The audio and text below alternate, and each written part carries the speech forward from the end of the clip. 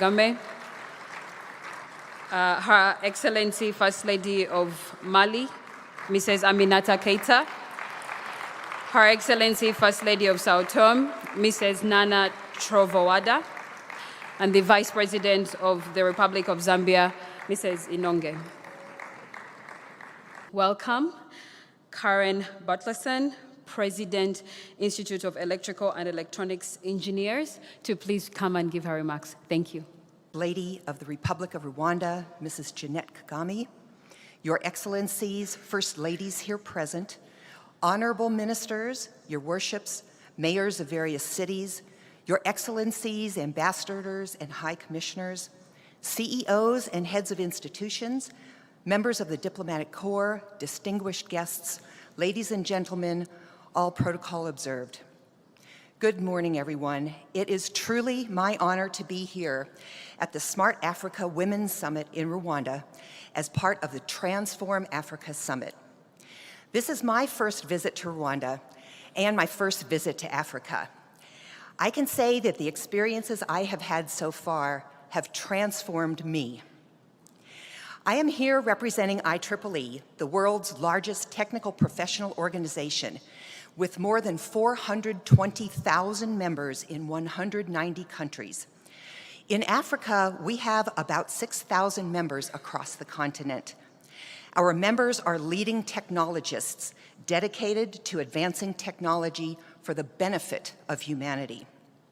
I am also here to have the opportunity to meet all of you exceptional women who are participating in and attending this inaugural event, the Smart Africa Women's Summit. We are all part of a rising and essential community, one that is vitally important to the success of this initiative. Because now, more than ever, when young women and girls around the world are exploring the educational and professional possibilities in front of them, they are increasingly seeing role models in science and engineering that remind them of themselves. All of us here today are part of that dynamic community of role models. Growing up, I did not have any idea what the term engineering meant. To be honest, I had never even heard of it. But I was fascinated by how things work. A car was a marvel to me. Put gas in the tank, turn the key, step on the pedal, and go. I asked my father, "How does a car work?" He said, "Girls don't need to know that." It was a sign of the times. Or perhaps he did not know how a car worked either. The more I learned about engineering, the more it interested me as it combined the elements of math, science, and problem solving to create useful things for the world. I was captivated. This is why engineering is so appealing to me, because we can really do what IEEE's motto states. We can advance technology for the benefit of humanity.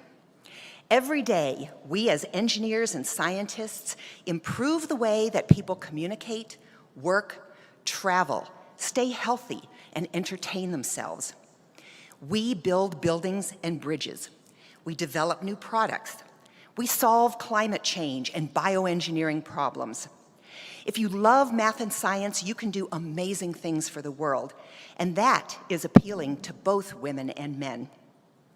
Technological innovation is the principal driver for improvements in the quality of life and economic prosperity, and the engineering profession is central to this innovation. A well-qualified engineering workforce, supported by the infrastructure and resources necessary to meet the needs of the population, will be at the heart of Africa's digital transformation. The need for greater engineering capacity is widely recognized across the African continent.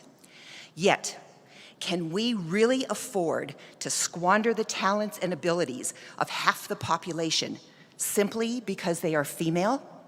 Of course we cannot. That is why there is no such thing as too much support for STEM education and encouraging participation by our young women and girls. There is no such thing as too much time spent on exploring new possibilities to advance technology for the benefit of humanity. And most importantly, there is no such thing as too much support for women in leadership roles in the classroom, the boardroom, and the corridors of governmental power. At IEEE, we believe young professionals, male and female, are the key drivers of tomorrow's innovations and are integral to advancing technology for humanity.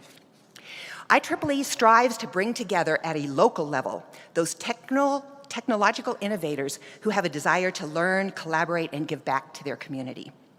Our members, half of whom are outside of the United States, are a diverse international community with technology professionals of every race, every creed, and every color. All are welcome. All are respected, regardless of nationality, ethnicity, religion, or gender. And all are contributing in countless ways to moving technology forward across the spectrum of fields of interest.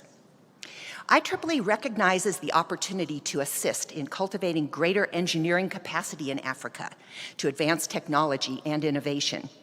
We are committed to providing educational support and technical development to the engineering profession throughout Africa.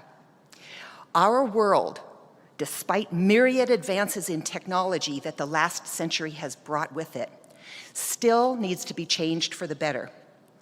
Too many people do not have access to clean water, or reliable energy, or health care, or the internet.